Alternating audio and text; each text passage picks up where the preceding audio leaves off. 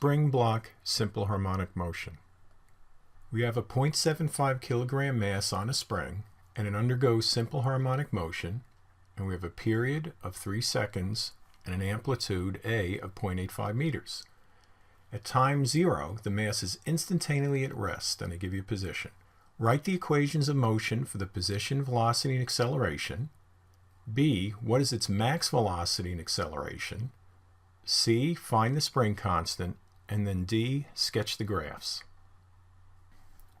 Write the equations of motion for position, velocity, and acceleration. First, we'll find omega. Omega is 2 pi over t.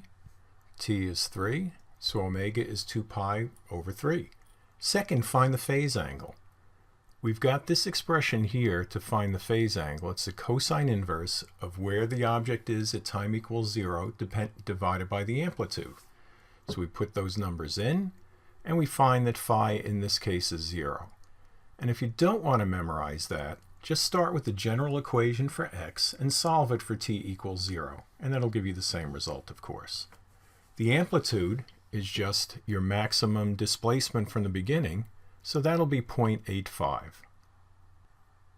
We list what we just found over here, and then we know these are our equations. So it's just a matter of putting the values into them. So we get this. And what you have to be careful with, of course, is you've got the amplitude for position, but then for velocity you have to multiply that by omega. So you can see we did that there. And the acceleration is the amplitude times omega squared. You can see we have omega t, which is the same for each one of them, and the phase angle is 0. You don't actually have to memorize this. As long as you can do derivatives, just know what x is equal to, then take the first derivative for v and the second derivative for acceleration. What is the maximum velocity and acceleration of the mass? We have our motion equations here. And the coefficients in front of the trig functions here, cosine, sine, and cosine again, will be that maximum value. Because the sine and cosine functions, their maximum value will be 1.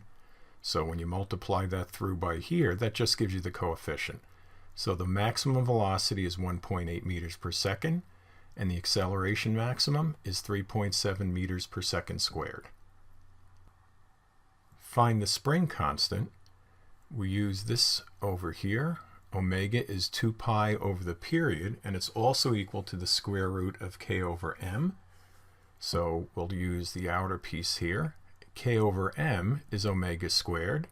So k is m omega squared. We found omega early on, and we do the multiplication, and we get k is 3.3 newtons per meter. Sketch the graphs, position, velocity, and acceleration.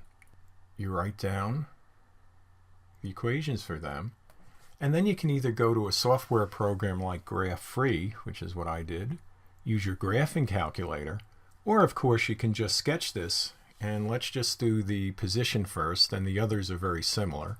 So note that that's in black. The position is going to be in black. That's over here. And the first thing you do is get the magnitude. 0.85 is as big as the curve will be away from 0. So you can see 0.85 slightly less than 1, and negative 0.85 where it goes below 0. Now it's a cosine function without a phase angle, so you're going to start it at the maximum, which is right there. And then the period is going to be 2 pi over 3, so you would count over what 2 pi over 3 is, and that's right around there. So you know you're going to have another peak, so you would plot a max here, another max here. The minimum would be midway between them, and then you just kind of draw in a curve there. You could also find where it crosses the x-axis by just setting that equal to 0 and seeing what you get for the time. And you would do similar for the velocity and the acceleration.